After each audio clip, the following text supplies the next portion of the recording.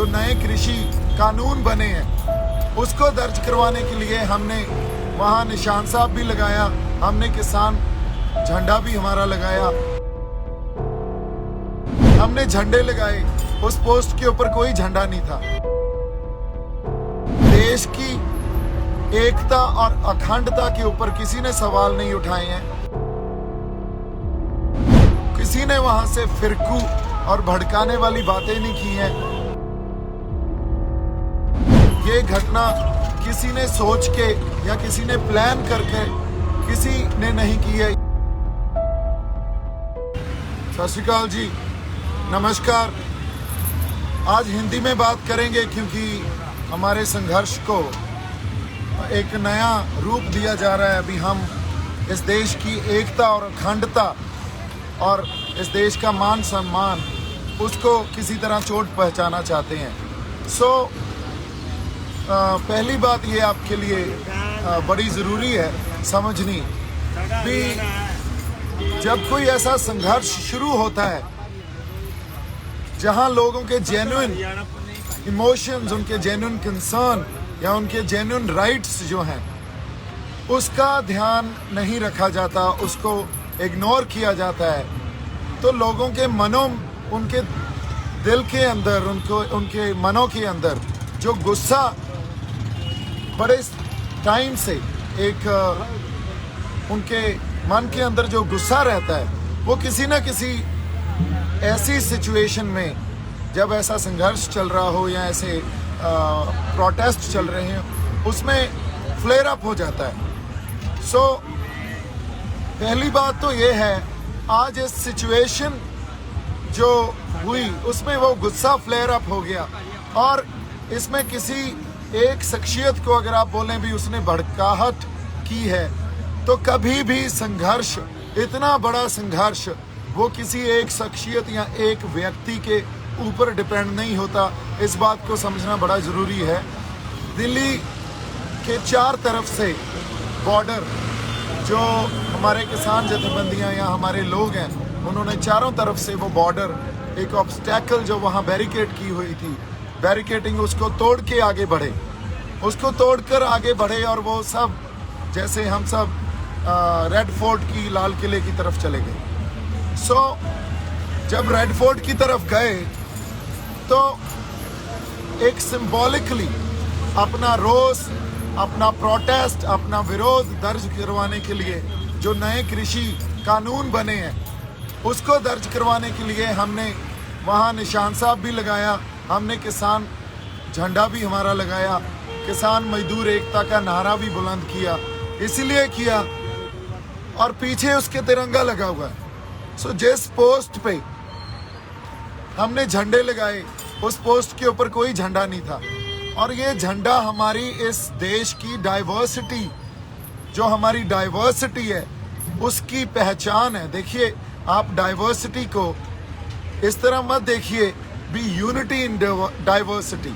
Diversity का actual meaning जो unity in diversity, या हमारे गुरु साहबान या श्री गुरु ग्रंथ साहब से हमने सीखा है, डिफरेंट बट इक्वल।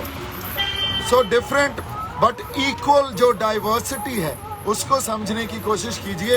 इस देश की एकता और अखंडता के ऊपर किसी ने सवाल नहीं उठाए हैं। किसी ने वहां से फिरकू और भड़काने वाली बातें नहीं की हैं। लाखों लोगों ने, इतनी बड़ी मोबिलाइजेशन हुई, लाखों लोग इस बहाव में बहे। वो एक ऐसा बहाव है, अगर आप उस बहाव को नहीं समझेंगे और उसको सिर्फ आज की घटना को आइसोलेशन में देखने लगेंगे तो हम बहुत बड़ी गलती कर जाएंगे। ये एक पहले जो प्रोसेस चल रहा था उसकी कंटिन्यूशन है। इतने समय से हमें 6-6, 7-7 महीने हो गए ये प्रोटेस्ट करते हुए। उस प्रोटेस्ट में 6-7 महीनों की कंटिन्यूशन है जो ये चल रहा है, जो आज हुआ। इसको आइसोलेशन में मत देखिए। ये घटना किसी ने सोच के या किसी ने प्लान करके किसी ने नहीं की है। ये एक जो बहाव है, एक फ्लो है, उस फ्लो में लोग संघर्ष में उन्होंने अपना प्रोटेस्ट सिंबॉलिकली जाहिर किया। जहां पहले उन्होंने निशान साहब और फिर किसान मजदूर एकता का झंडा लगाया और उसके पीछे तिरंगा लगा हुआ है। सो इस देश की एकता और अखंडता के ऊपर कोई सवाल नहीं उठाया है। हम सिर्फ ये चाहते हैं भी हमें मान सम्मान से रखा जाए और वो मान सम्मान हर सबको मिले। सो जैसे यूनिटी इन डाइवर्सिटी को समझना है, सो यूनिटी इन डाइवर्सिटी को समझना भी हमें इस तरह पड़ेगा, different but equal and United.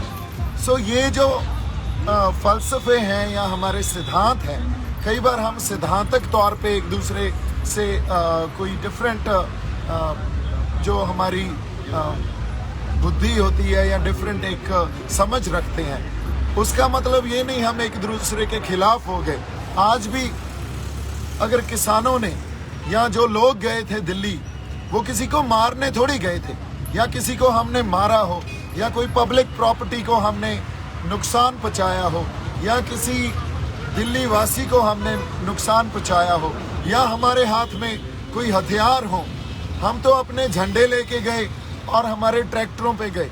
अब इनको अगर आप कम्युनल या इसको आप फिरकू दंगों का या इसको एक ऐसा आप एक रंग दे देंगे भी ये देखो ये तो शरारती अंसर हैं, ये तो गलत अंसर हैं, तो ये हमारे इतिहास में हमेशा ही होता है। जब भी कोई इतनी बड़ी एजिटेशन होती है, सो हमेशा ही उसको हम ये बोल के भी देश की एकता और अखंडता को खतरा है, ये बोल के भी ये देखो ये तो फंडामेंटलिस्ट हैं या ये हार्डलाइनर्स हैं, हमेशा इस चीज़ में हम जो उनके बनते हक हैं, जो उनके बनते राइट्स हैं, वो नहीं देते और उसको इग्नोर करने लग जाते हैं। सो आज हमारे पास समा या ये जो एक टाइम ऐसा आ गया है, इसका डिस्कोर्स ऐसा है। पहली मेरी बेनती ये है भी इसको आप आइसोलेशन में मत देखें। जो आज हुआ है वो कोई आज एक आइसोलेशन में या आज की घटना नहीं है, ये एक लंबा प्रोसेस था, उसकी कंटिन्यूशन है। और आज भी वहाँ सिंबॉलिकली हमने अपना रोष जताया है, बिना कुछ डिस्ट्रॉय किए, बिना किसी तरह की तोड़ फाड़ किए, बिना किसी तरह हमने पब्लिक प्रॉपर्टी हो या हमारे पुलिस फोर्सेस हो या किसी भी तरह का लॉ एंड ऑर्डर हो, हमने बिल्कुल पीसफुली, जो हमारा जमहूरी हक है, हमारा डेमोक्रेटिक राइट है, पीसफुली एक प्रोटेस्ट किया।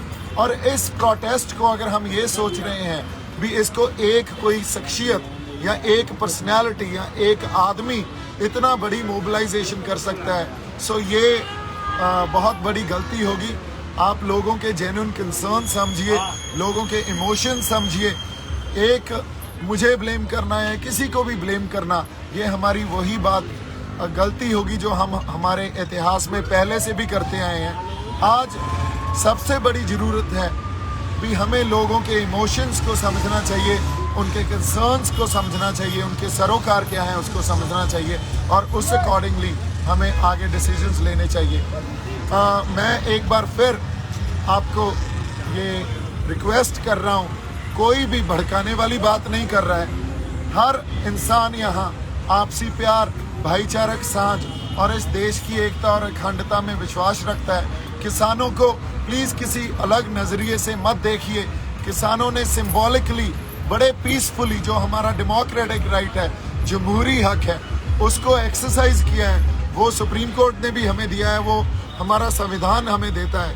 और उसके आगे जो बात है, वहाँ फ्लैग पोस्ट पे कोई झंडा नहीं था, सो तिरंगा किसी ने नहीं उतारा। हमने सिर्फ अपना निशान साहब और हमारा किसान